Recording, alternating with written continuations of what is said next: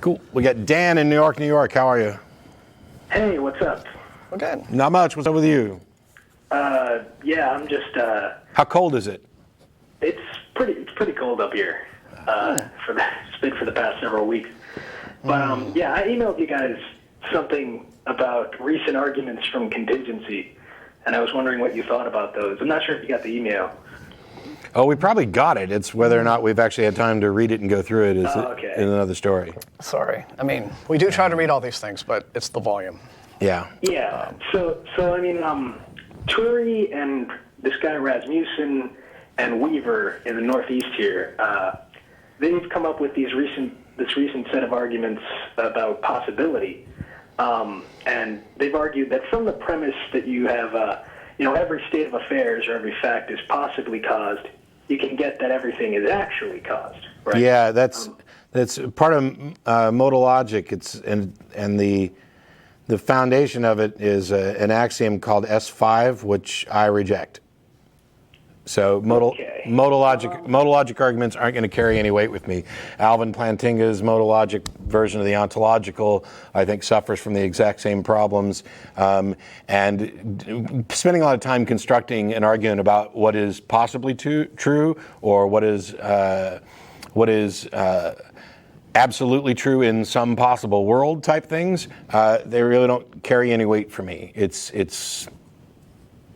Maybe I am insufficiently versed in the reality of the universe, but to me, possible doesn't tell me anything about how likely something is to be true, the fact that it may or may not be possible. I mean, just to be clear, you're saying you don't really like any modal argument, because this one doesn't rely on the S5 axiom. They don't all rely on S5.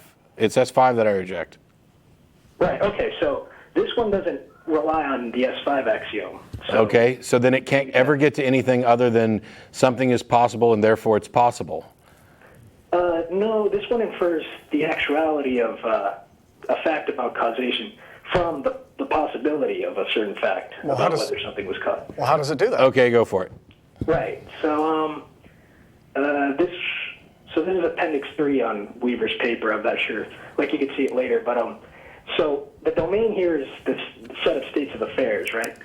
And so the premise is, for every state of affairs, it's such that it could be possibly caused, right? Could be the case that the state of affairs was caused, right? So now consider that, for every state of affairs, it's not possible that that state of affairs obtains, and it wasn't caused, and it wasn't, part of a, complex state of affairs which was itself caused, and it was caused, right? Clearly that's contradictory. It can't be such that it wasn't caused. Yeah, I can't possibly follow all the you-knows and possible and not possible without having it written out. Right. So, I mean, you can check out the email, but... Yeah, I'll do that. Yeah.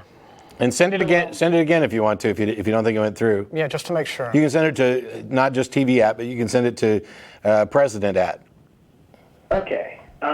But, so, have you heard of Church and Fitch? That sounds familiar. Yeah, they're two logicians from the 50s or so.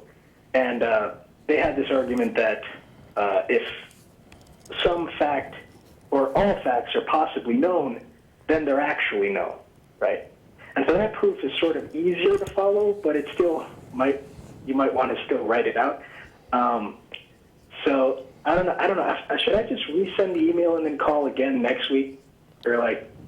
Well, you should resend the email, and then once one of us reads it and actually responds to it, we can do it that way. But just calling in next week may not guarantee that anybody's actually read it. But yeah, I'd send that in and look it over. I just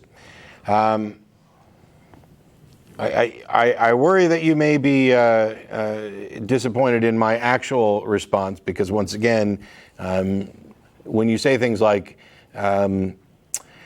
if something is possibly known, then it's actually known, I just reject that out of hand.